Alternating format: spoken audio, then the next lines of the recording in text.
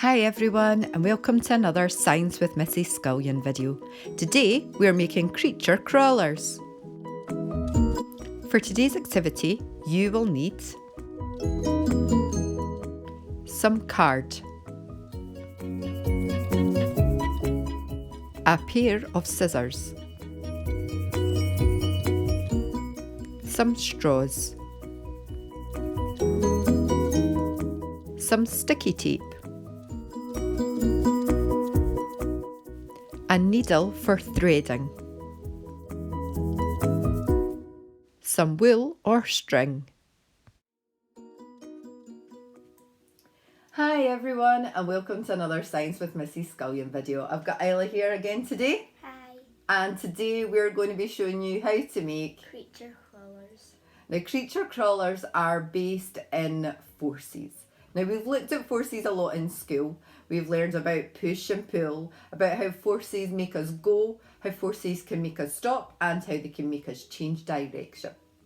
So today we're going to be looking at a particular type of force. Now, when an object moves across another surface, its speed is partially determined by how much the two surfaces grip each other. So right here we have a smooth table. It's not very bumpy, is it? And we have a nice smooth container. So when I slide the container along it, the container will move. It moves at a steady speed, nothing mind-blowing. But that's because the surfaces were both smooth, so they just glided over the top of each other. However, if we use something like a towel, which is a little bit rougher, can you feel that? Yeah, it is.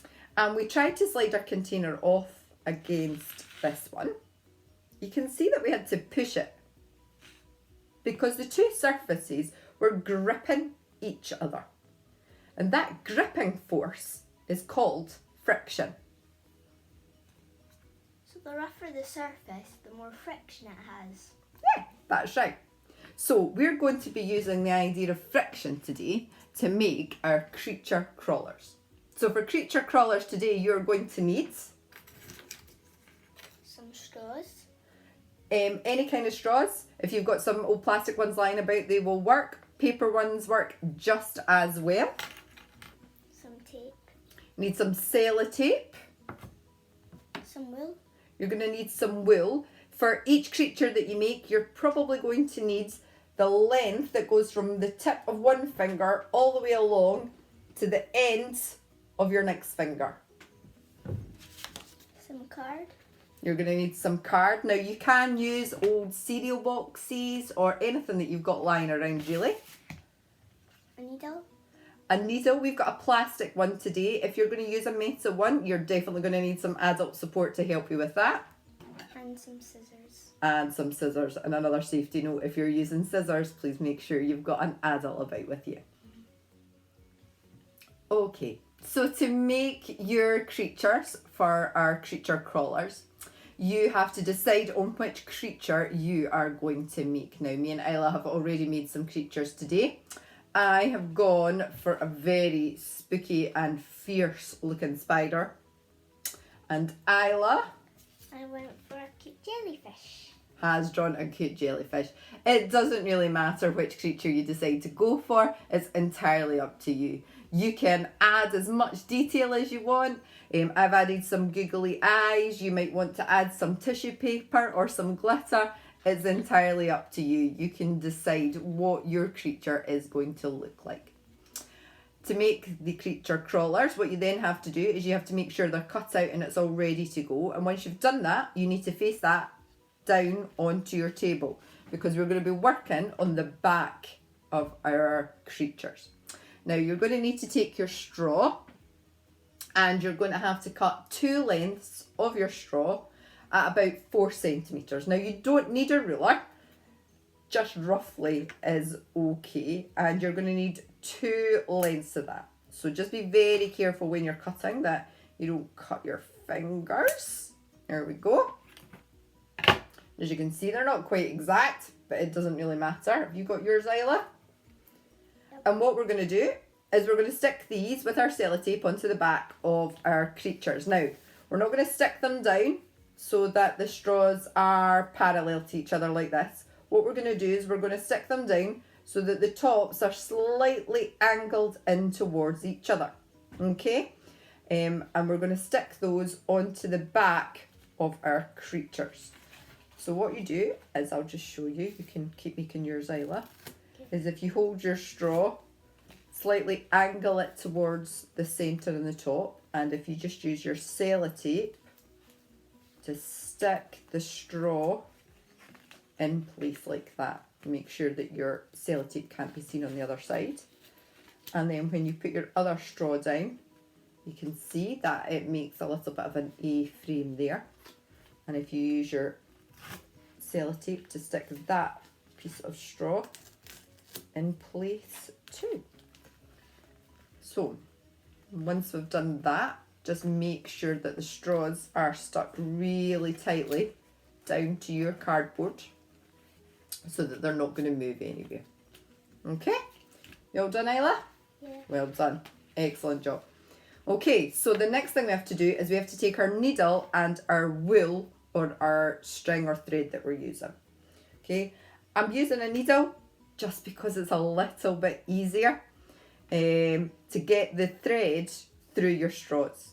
You could use a pencil or a kebab skewer or anything else that you've got lying around to help you. Just find a needle is really quick and really easy. So you just thread your thread, pop it through. So we're popping it through the bottom of one end of the straw, pulling it up and out. My needle's quite big, so it's getting stuck in the straw. There you go. And then we're popping it down the top of the next one. So what we're doing is effectively creating a loop. Okay, so Isla, do you want to do yours? Yeah. I'll just show everybody. So now what we've created is effectively our string or our wool going right through. It comes up one straw and goes down the other one. So what we've done is we've created a bit where we can hang our creature. Okay, you managing okay? So I'm just going to get it put for there. So this can be a little bit tricky, so if you are using a needle, it's definitely better to make sure you've got some adults to help you there.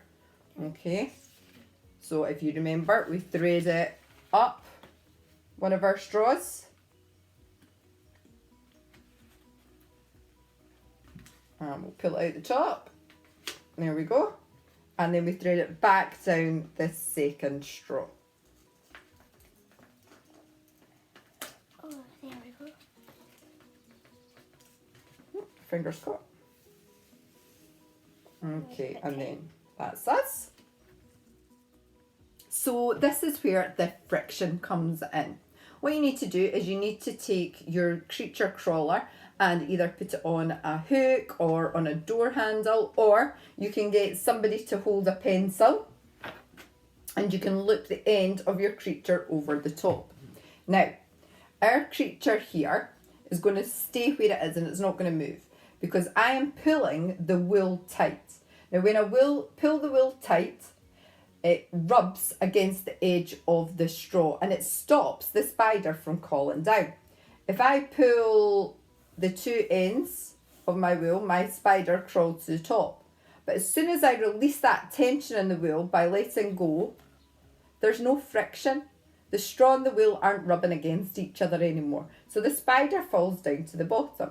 One of the great things you can do is have races with the other people in your house to see who can reach the top of their bit of string quickest. And as soon as you let go again, the tension's gone, the friction disappears, and our spider crawls back down to the bottom. You can tell our octopus works in the same way. Do you want me to hold the pencil and you can have a go? Yeah. Hold the other two ends. Okay. So when I hold the pencil up really high and Isla pulls the two strings, her octopus crawls to the top, and when she lets go, it falls back down. And that's because that friction is no longer there, rubbing between the wool and the straws.